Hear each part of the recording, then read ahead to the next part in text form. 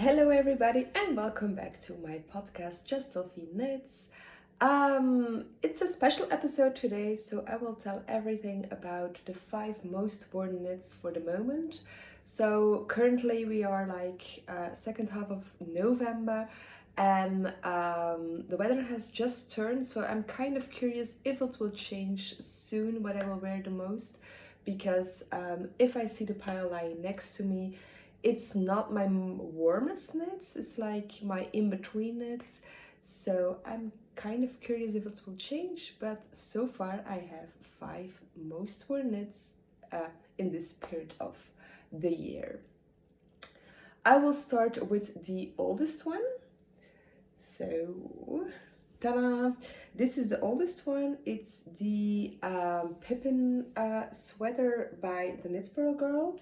I have test knitted this for her back in, it was 2022. So it's 3 years old, it's still worn a lot. I used Anel Malmedy, which is a superwash merino. So it's actually really perfect to wear this sweater quite a lot in the year. I don't wear it, of course, in warm or summer weather, but like as soon as the weather turns to autumn or as long as it's springtime, I can wear it. I combine it with jeans or my jean skirt, which is my second favorite outfit for this, because yeah, I really like that combination as well. So yeah, it's actually one of my favorite knits. I haven't deep held anything, so you can see there is a little bit of pilling on this yarn, but it's really fine.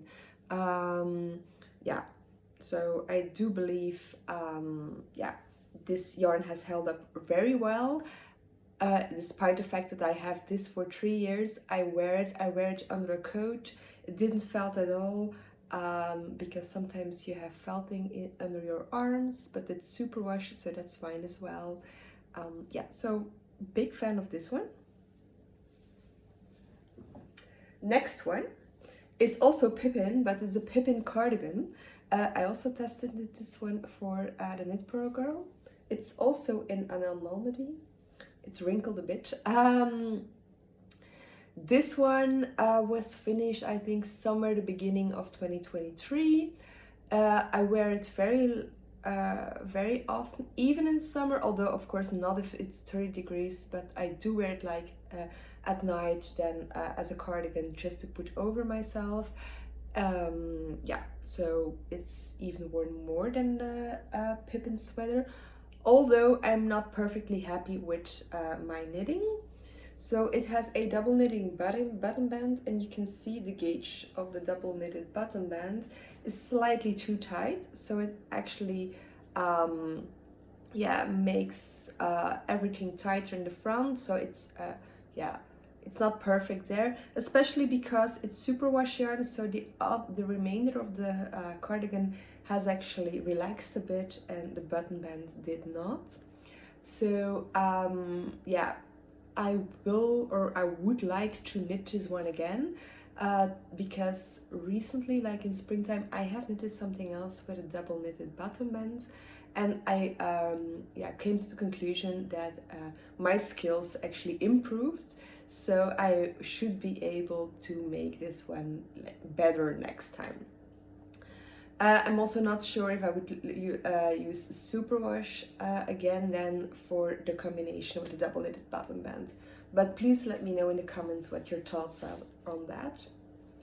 I'm a really big fan of the buttons. They make it, it's a cream cardigan, but because of the buttons, it's like it has some special touch or something. And that's something I like. I really like to wear and make cardigans, especially because yeah, they are very versatile.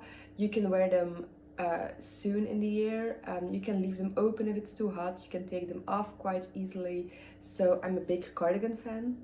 And I also like to choose buttons, because it's something that completes your garment actually. So it's something I really like. It's the same yarn, so not a lot of pilling on this one. It held up quite well. except for the button band then. Next, it's the only the Knit Pearl Girl pattern actually. So this is the Key Cardigan by Petite Knit. I made it in Drops Nepal. Drops Nepal is non-superwash and it's a mixture of wool and alpaca, so it's kind of warm, but because it's a cardigan, yeah, you can leave it open, so it's, yeah, also, I can wear it earlier in the year compared to my sweaters in Drops Nepal. I only changed one thing to the pattern, and that is the cuffs on the sleeves, because they were really white and they are still white, but I don't like it if my sleeves are too white at my hands, so I adapted that one. Yeah, apart from that, I wear it quite a lot. I made it this spring, so it didn't get years of wear, but it got quite a lot of wear already.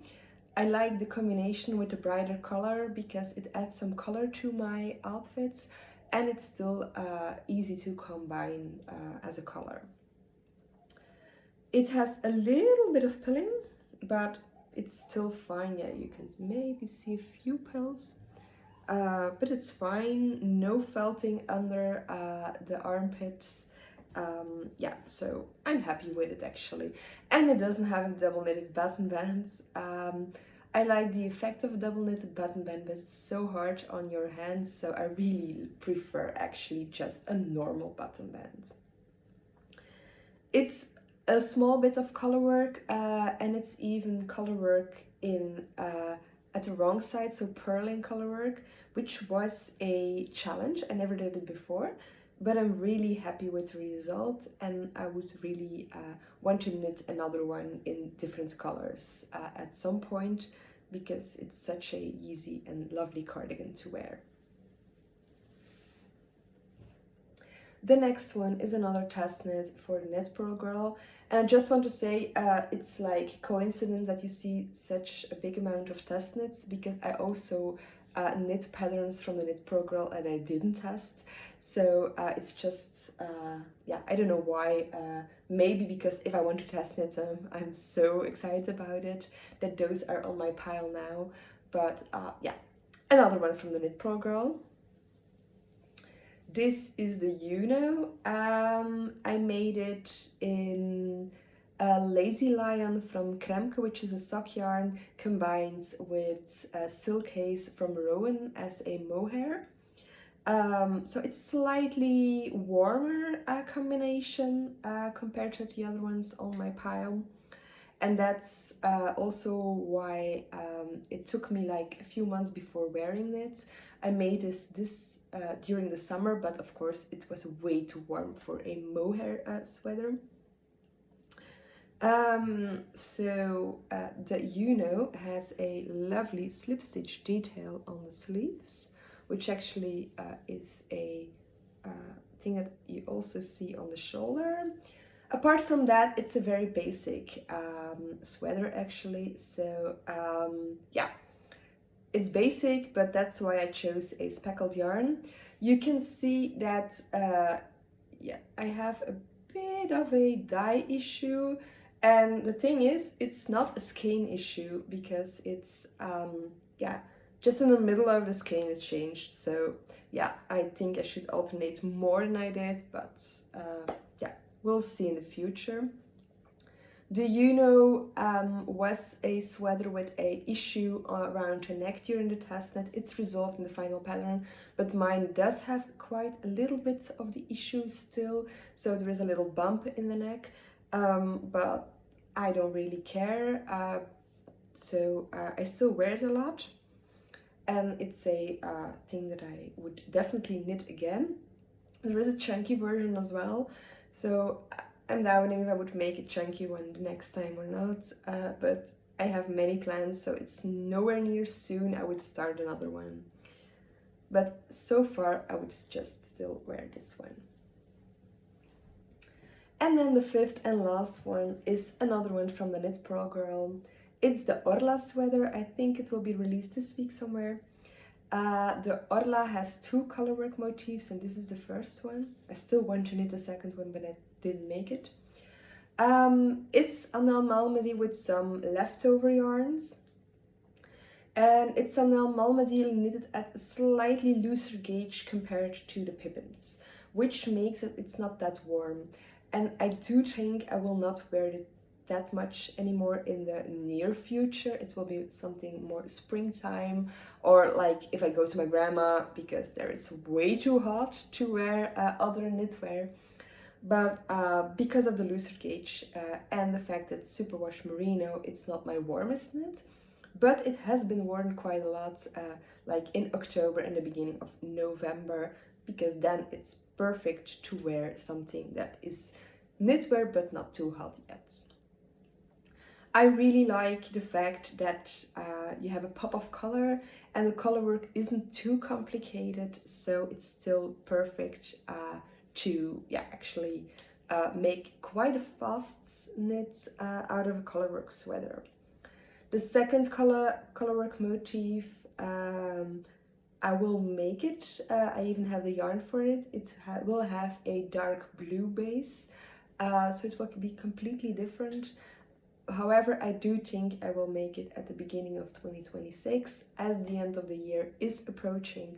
And yeah, I don't think I have time in my planning if I want to finish my other ribs as well. So that's actually my pile of my most worn knits this autumn.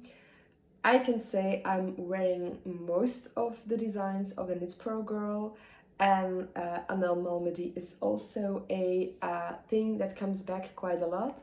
So I think I will keep that in mind when I look for different patterns in the future, because Anel Malmedy is also really affordable. It really depends where you buy it. Like my mom has a shop where it's around €2. The shop I go to depends on the amount you buy, but it's still around €2 to €3, I believe. So yeah, it's affordable. Like for a complete sweater I need around 10 balls, I guess, which means that I have a sweater for less than €30, and that's perfect if you want to keep your hobby affordable. It's also superwash, and I know a lot of people dislike superwash, but in my opinion it doesn't feel really superwashy. It's not that it has a real plastic feel or something to it, but it's also handy because you can just throw it in the machine, especially if you have a lighter sweater and you have a stain on it. You can just throw it in the machine, and then yeah, you have a clean sweater without having to hand wash anything. So that's actually really handy. So I will try to use the yarn more in the future, because I want to be able to keep my hobby affordable, as I told you. So that's it. Please let me know what your favorite autumn pattern is and your favorite autumn yarn, so that I can see I can get to know more patterns and more yarns, because that's something I really want to do, is to broaden my horizon. And the more affordable the yarn is, the better, because I'm always scared to wear my very expensive knits. So that's why I think it's important to have it affordable. Thank you for listening, and see you soon.